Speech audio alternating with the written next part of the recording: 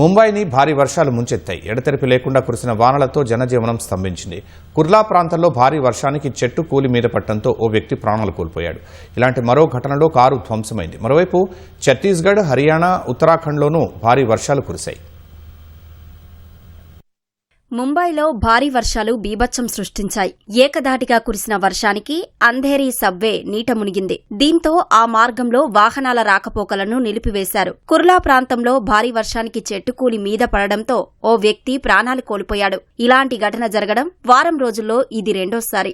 బాంద్రా ప్రాంతంలో రిలయన్స్ అధినేత Mukesh Ambani security convoy వెళ్తుండగా రోడ్డుపై చెట్టు కూలిపోవడంతో ట్రాఫిక్ కు కాసేపు అంతరాయం ఏర్పడింది. నవీ ముంబైలో రోడ్లన్నీ జలమయమయ్యాయి. వాహన రాకపోకలతో పాటు ప్రజల దైనందిన జీవనానికి అంతరాయం కలిగింది. బలమైన గాలుల ధాటికి వాషి ప్రాంతంలో భారీ చెట్టు కూలిన ఘటనలో కారు ధ్వంసమైంది. బీఎంసీ డేటా ప్రకారం ముంబై నగరంలోని చాలా ప్రాంతాల్లో 200 మిల్లీమీటర్లకు పైగా వర్షం కురిసింది. మధ్యాహ్నం సమయంలో సముద్రంలో భారీగా అలలు ఎగిసిపడడంతో లోతట్టు ప్రాంతాల ప్రజలను అప్రమత్తం చేశారు. అత్యవసర పరిస్థితుల్లో సాయం కోసం బీఎంసీ హెల్ప్ లైన్ ను సంప్రదించాలని అధికారులు కోరారు. అత్యవసరమైతే తప్ప ఇళ్ల నుంచి బయటకు రావద్దని సూచించారు.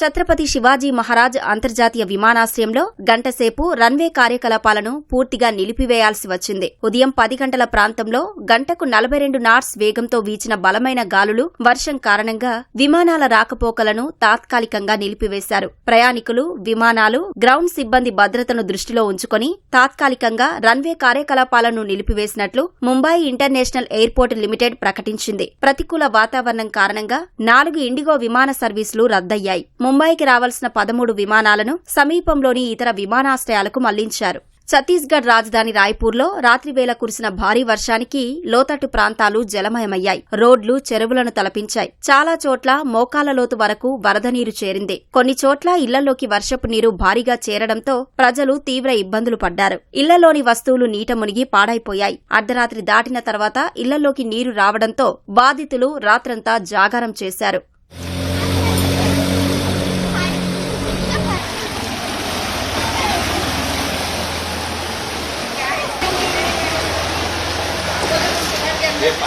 హర్యానాలోని గురుగ్రామ్లో పలు ప్రాంతాల్లో వర్షాలు దంచుకొట్టాయి. సెక్టార్ 10, సెక్టార్ 10A ప్రాంతాల్లో లోతట్టు ప్రాంతాలు నీట మునిగాయి.